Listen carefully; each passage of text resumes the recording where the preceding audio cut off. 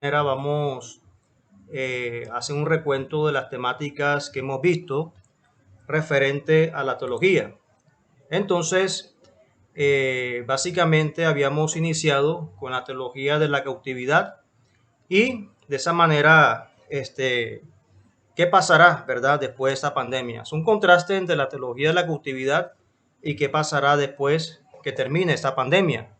Cuando hablamos de teología de la cautividad, nos estamos refiriendo al tiempo en que el pueblo judío estuvo cautivo 70 años en Babilonia y que básicamente esto trajo muchas modificaciones en el pueblo judío, cambió su forma de adoración, se crearon las sinagogas y de esa manera dependían solamente de la fe en el Señor hasta que nuevamente ellos retornan a Jerusalén y posteriormente construyen el templo. Pero esos 70 años de cautiverio fueron muy difíciles para el pueblo judío, pero Dios tuvo que permitir esto para que el pueblo judío aprendiera muchas cosas que iban a ser importantes para su fe y su vida espiritual. Así que en esta época, siglo XXI, año 2020, estamos viviendo también como especie una cautividad con esta pandemia que se ve, que se está vislumbrando en diferentes partes del mundo. Y de esa forma, ¿cómo enfrentamos esta situación? ¿Cómo enfrentamos esta situación? ¿Qué es lo que se avecina para la humanidad? ¿Y cómo la iglesia debe enfrentar esta situación? Entonces, ¿qué pasará después de esta pandemia? Entonces, según los analistas en temas de geopolítica, va a haber una proliferación de estados débiles en América Latina y África, aumento de la protesta social ante la impotencia de los gobiernos para atender el desempleo y la pobreza, un mayor protagonismo de los países asiáticos en el escenario global. Eso es lo que dicen la geopolítica, eso es lo que, digamos, lo que estudian, todo relacionado con la geopolítica. Y de esa manera el siglo XX, conocido como la época del modernismo, básicamente, básicamente este siglo fue el resultado de errores y fracasos en épocas pasadas, o aciertos y desaciertos en épocas pasadas. Entonces, básicamente analizando como tal lo que vivió el siglo XX y lo que dicen también los analistas políticos. Entonces, cómo el siglo XX fue prosperado también, cómo el siglo XX vino digamos, las tecnologías, cómo las industrias empezaron también a crecer en esa época, pero fue producto también de problemas que hubo en el pasado. Entonces, eso es lo que vamos a ver, vamos a analizar. Entonces, un sinnúmero de pandemias y enfermedades que cobró la vida de muchas personas. Ya estamos hablando siglo XIX, siglo XVI, siglo XVII. Y esto ayudó a la ciencia a tecnificarse para ofrecer un mejor servicio médico. Reconocemos que básicamente la clínica no existía, la medicina no tenía la ciencia que tiene, no tenía, digamos, los avances científicos que estamos gozando hoy en día. Entonces, a raíz de las pandemias, a raíz de los problemas que surgieron en esa época, la ciencia médica tuvo que tecnificarse. La expectativa de vida de muchas personas aumentó de 45 a 80 años.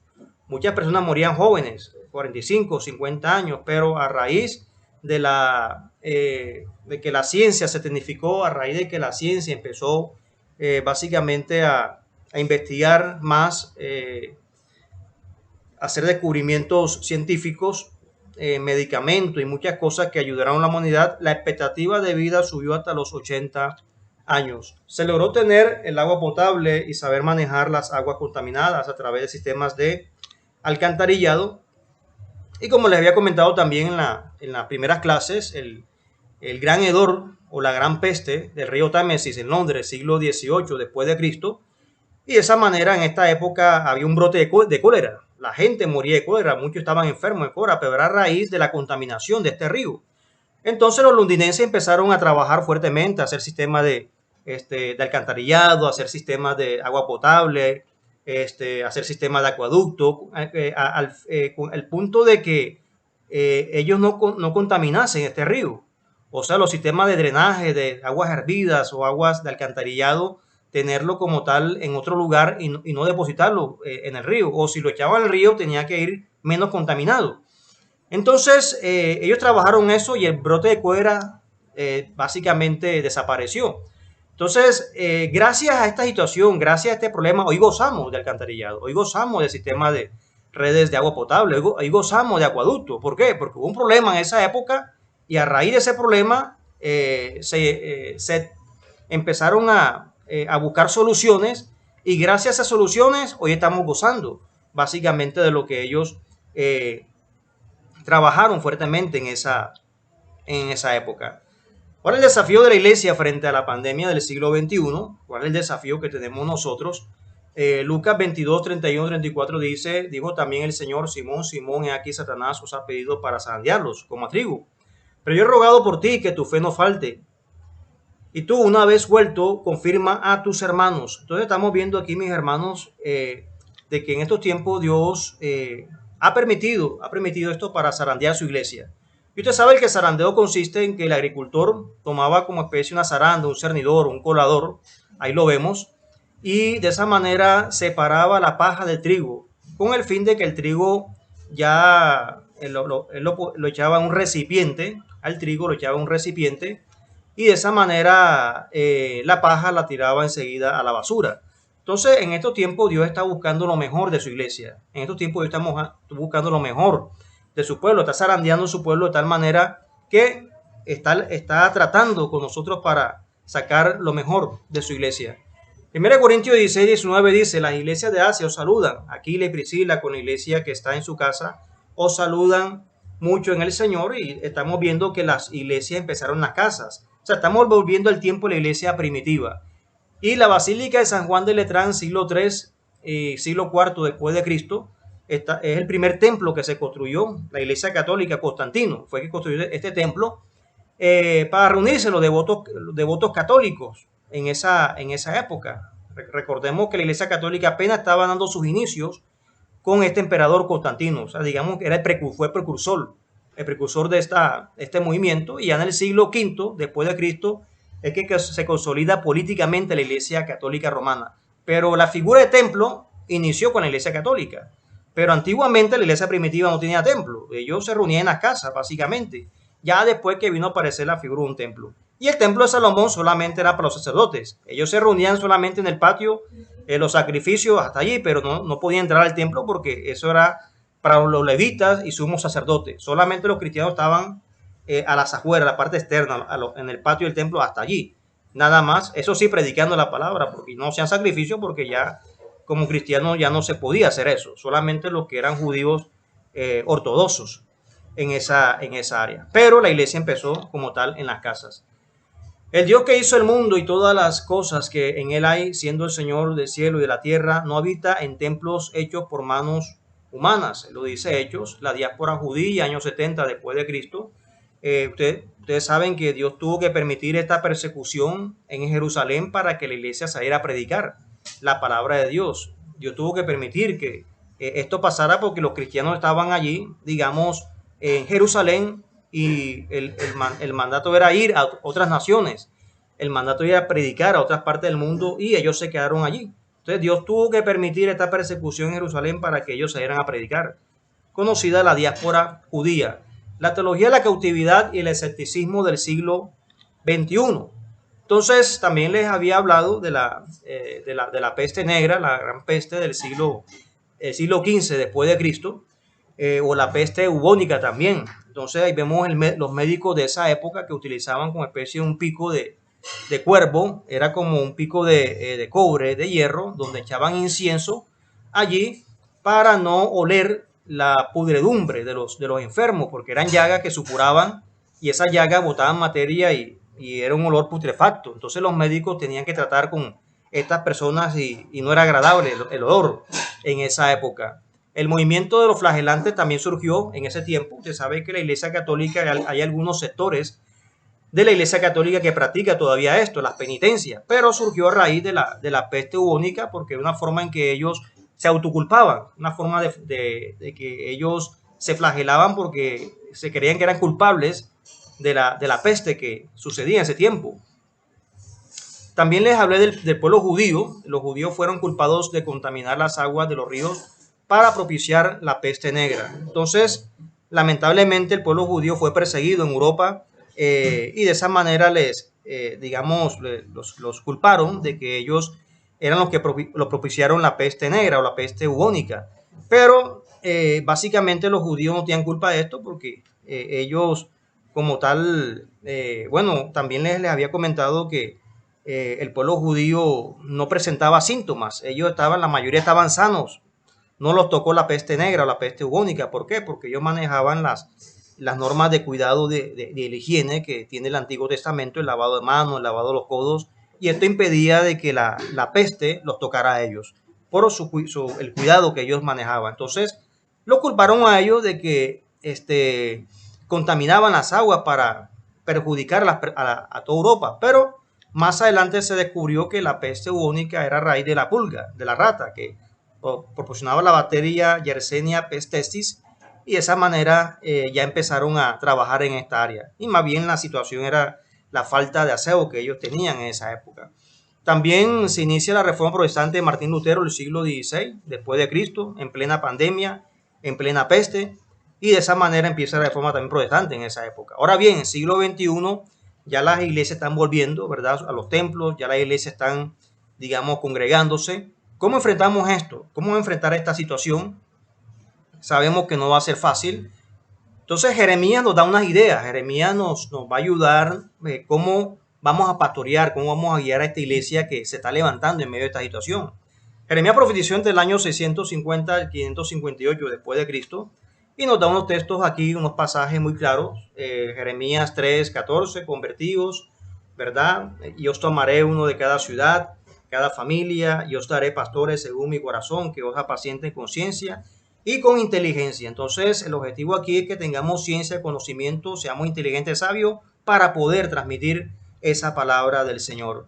Jeremías 9, 23 al 24, ¿verdad? Así dijo Jehová, no se alabe el valiente ni el rico en sus riquezas, mas alabes en conocer al Señor, que hago misericordia, juicio en la tierra, porque estas cosas quiero, dice Jehová.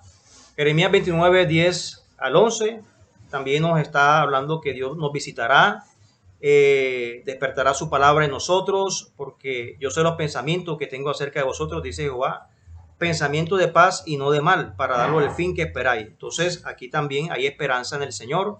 Jeremías 29 del 12, 13, 14 también es un texto muy clave en el cual Dios también va a dar esa bendición, va a estar con su pueblo, lo reunirá y de esa manera los plantará también en su lugar, los va a poner allí en su lugar, los llamará del cautiverio y los va a llevar básicamente a su lugar de origen. También habíamos hablado de los peregrinos del Mayflower, básicamente fueron uno de los primeros colonos que llegaron a los Estados Unidos de América provenientes del Reino Unido. Ellos vinieron con sus costumbres cristianas, ellos vinieron con sus costumbres evangélicas, protestantes, y fueron los que llevaron el evangelio a los Estados Unidos de Norteamérica. Por todo fueron 13 colonias europeas que colonizaron los Estados Unidos de Norteamérica. Entre ellos estaban los peregrinos de Mayflower.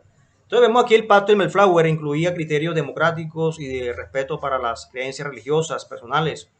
Un mes más tarde, el 21 de diciembre, los peregrinos fundaron la ciudad de Plymouth, llamada entonces Nueva Plymouth. Entonces vemos aquí de que ellos fundan esa ciudad. El pacto de Mayflower es considerado como el fundamento de la constitución política de los Estados Unidos de Norteamérica. Entonces estamos viendo aquí de que la constitución norteamericana actual, la constitución americana, fue hecha con base al pacto de Mayflower, fue hecha con base al pacto de estos hombres que se comprometieron delante del Señor y también entre ellos mismos para fundar esta nación con base a la palabra del Señor. Fíjense que en la historia de la humanidad solamente hay dos naciones que fueron fundadas con la Biblia, que es Israel y los Estados Unidos. Fueron solamente dos naciones que fueron fundadas con la palabra del Señor. Y de esa manera los peregrinos del Mayflower establecen como tal la constitución política de los Estados Unidos. Fue una de las primeras y de esta manera ahí establecen la base. Habiendo emprendido para la gloria de Dios y el avance de la fe cristiana y el honor de nuestro rey y patria, una travesía para plantar la primera colonia en las partes norteñas de Virginia. Hacemos por esto presente, solemne y mutuamente en la presencia de Dios y unos con otros pacto y nos combinamos junto en el cuerpo político, cívico, para nuestro orden y preservación y fomento de los fines antedichos. Y por virtud, eso establecemos y aprobamos, constituimos y formamos tales justas e iguales leyes, ordenanzas, actas, constituciones y oficios, de tiempo en tiempo, según sea considerado muy propio y conveniente para el bienestar general de la colonia, a la cual comprometemos toda obediencia y sumisión debidas. Y allí están los peregrinos de Mayflower firmando el pacto, ¿verdad? El compromiso que ellos iban a hacer de ahí en adelante, esa nación iba a estar bajo los parámetros bíblicos, la palabra de Dios. ¿Por qué se llama los peregrinos de Mayflower? La embarcación de ellos venían de Reino Unido, de Estados Unidos, se llamaba Mayflower, se llamaba el barco como tal. Y por eso fueron catalogados así los peregrinos del Mayflower. Reitero nuevamente, de que la Constitución norteamericana está plasmada bajo ese principio del Pacto de Mayflower, con bases bíblicas. Y Estados Unidos básicamente fue una nación que se fundó con la palabra de Dios, su prosperidad por muchos años debió a eso, a la palabra de Dios. Lamentablemente el pueblo americano, norteamericano, se ha desviado mucho de los principios bíblicos, ha decaído bastante, pero sus inicios fueron cristianos. E Israel también fue fundada con la palabra del Señor. Y ahí vemos a los peregrinos celebrando el Día de Acción de Gracias con las tribus Wampanoag en los Estados Unidos en noviembre de 1621. Por eso en Norteamérica siempre para el mes de noviembre se hace el Día de Acción de Gracias, debido a los peregrinos de Mayflower que le dieron gracias a Dios porque ese año, a pesar de los inconvenientes que tuvieron, Dios les bendijo con cosechas, con cultivos, y los indígenas también nativos les ayudaron a ellos a poder sembrar, a poder cultivar y también a pescar en ese tiempo.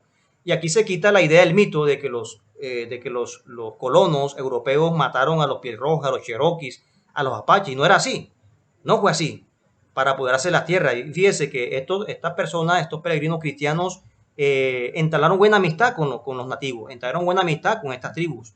Puede que otros colonos abusaron de ellos, violaron sus derechos, pero son casos aislados, pero la gran mayoría de estos colonos que eran cristianos entablaron amistad con ellos y le predicaron el evangelio a estas tribus indígenas que ya vivían por muchos años en Norteamérica. Conclusiones. Entonces, durante los años 70 del cautiverio babilónico, ya no había templo, no había sacrificios expiatorios, no había sacerdotes. Cada judío debía ser fiel al Señor y guardar la fe en medio de una sociedad secular divorciada de las leyes ceremoniales espirituales de Israel. Dios nos está llevando a los tiempos de la iglesia primitiva y de esa manera nosotros como cristianos, ¿cómo podemos analizar, cómo podemos plasmar esta situación para esa forma, de esa manera, poder mirar la forma en la cual, como siervos del Señor, poder analizar todos estos principios en los cuales Dios nos ha llamado? Entonces esto nos ayuda, mis hermanos, a reflexionar de que a pesar de la pandemia, las crisis que se viven, podemos enfrentar esta situación y Dios nos va a dar la sabiduría para seguir adelante. Y en cuanto a la teología sistemática, ¿verdad? Que son las temáticas que estamos viendo, ¿verdad? Sabemos que griego, el teos viene griego que es Dios, luego ciencia, conocimiento, la ciencia que estudia a Dios. Habíamos hablado también de Blas Pascal, padre de la lógica, físico, matemático, intelectual del siglo XVI, y de esa manera teólogo. Una vez le preguntaron a Pascal, ¿tú crees en Jesucristo? Él dijo, sí. Ay, ¿por qué? Por lógica, porque si lo que dijo Jesucristo es mentira y yo lo creo, nada pasa. Pero si lo que dijo Jesucristo es verdad y yo no lo creo, ¿qué sería mi vida? Así que por lógica tengo que creer en Jesucristo, así yo no quiera creer en Él. Entonces Pascal básicamente nos está demostrando aquí la importancia de la creencia en Dios, ¿verdad?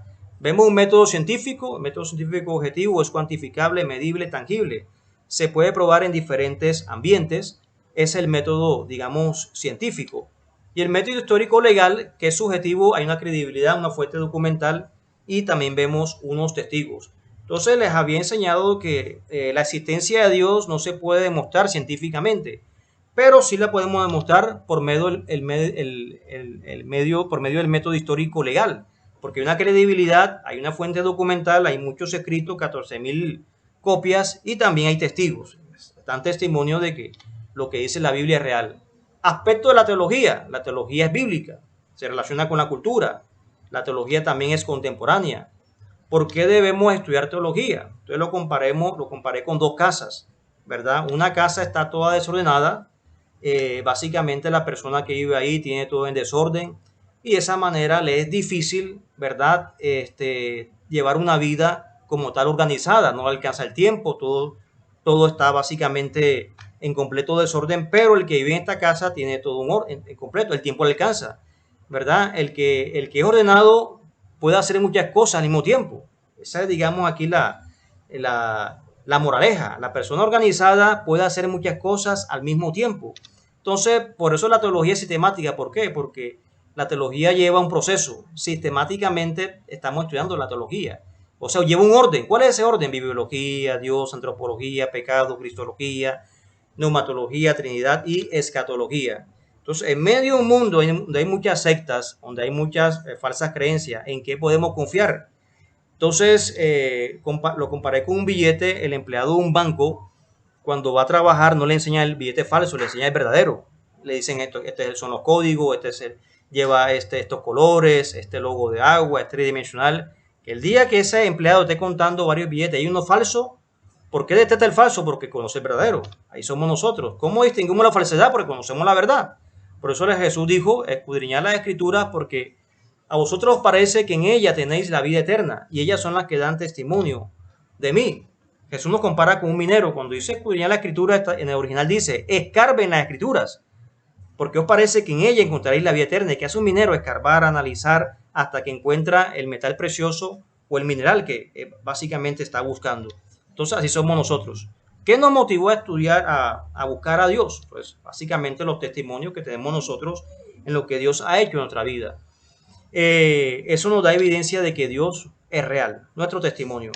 Y de esa manera la bibliología, que básicamente es la ciencia que estudia la Biblia, Biblos, un libro, entonces un libro que contiene muchos libros, o sea, manejamos una biblioteca ambulante. Y en todos los escritos que se han hecho, ¿verdad?, en la humanidad, la Biblia sobresale, la Biblia es la que resalta en estos tiempos. La Biblia cuenta con un número de 13.000 copias del Nuevo Testamento y 1.000 copias del Antiguo Testamento, por todo 14.000 copias. Sócrates, Aristóteles, Platón escribieron poquito, ¿verdad? 5 o 10 copias máximo. La Biblia lo supera a ellos por 14.000 copias. Aquí también vemos los materiales con que se escribió la Biblia. Vemos el papiro, que es a base de una planta, el pergamino, que es piel de cordero, y la vitela, que es piel de becerro. La tinta es hecha a base de agua, carbón mineral, que es el grafito, y también como una goma natural de una planta. Pluma de ganso, hueco, se hizo la Biblia. Y de esa manera también habíamos hablado de los escribas, la vida que ellos llevaban para poder, llevar al tanto la Sagrada Escritura, escribir todos estos materiales. Aquí vemos un rollo, ¿verdad? Miren todos los márgenes que ellos llevaban allí, el orden organizado en la forma de escribir los párrafos. Esto es lo que hacían los escribas. El Codex Sinaítico es un libro hecho a base de piel de pergamino, encontrado por los rusos en el año 1859 y fue vendido a los ingleses en el siglo XIX. Los rollos de Mar Muerto también habíamos hablado al respecto. En 1947 se encuentran estos rollos y el que se encontró completo fue el rollo de Isaías. Básicamente el rollo de Isaías, y de esa manera los masoretas básicamente eran judíos sabios. Se llama, masoreta significa tradición. Ellos tenían todas las normas comunes para que un libro fuese aprobado. Recordemos que también en el 48 la ONU declara a Israel como un estado independiente. En un día se declara a Israel como nación, pero eso estaba en la profecía. ¿Dónde estaba? En Isaías, bueno, y sigue estando en Isaías 66:8, cumplimiento profético del nacimiento de Israel. 14 de mayo de 1948 nació Israel. Entonces dice, ¿quién ha oído cosas semejantes? ¿Quién ha visto tales cosas? ¿Podrá nacer un país en un solo día? ¿Nacerá una nación en un instante? Pues cuando Sión estuvo de parto, tuvo a luz sus hijos. ¿Cuándo se cumple esa profecía? ¿Cuándo se cumple? El 14 de mayo de 1948. En un día, Israel se establece como nación. Entonces, ya estaba escrito ahí en Isaías. Lo podemos ver, el rollo de Mar Muerto, el de Isaías, ya está ahí plasmado, escaneado. Se puede ver por Google. Y de esa manera, vemos allí básicamente el texto bíblico, digamos lo que está allí plasmado en las Sagradas Escrituras. Bien, también habíamos hablado básicamente de la evidencia interna que la Biblia nos muestra que es palabra de Dios. La evidencia externa, que hay testimonios que se confirma que la Biblia también es palabra de Dios. La revelación de Dios, cómo Dios se revela a la humanidad a través de su creación, a través de Cristo y a través de la Biblia. La inspiración de Dios, ¿verdad?, quiere decir de que Dios tomó básicamente a los autores una forma simbólica, o sea, tomó su mano con el fin de que lo que ellos escribiesen fuese palabra de Dios y no palabra de hombre. Entonces, esto es lo que tiene que ver con la inspiración de las Sagradas Escrituras. Y de esa manera, ya para la próxima semana, ya vamos a estar básicamente analizando en lo referente a las profecías bíblicas. Entonces, vamos a analizar la próxima semana en lo referente a las profecías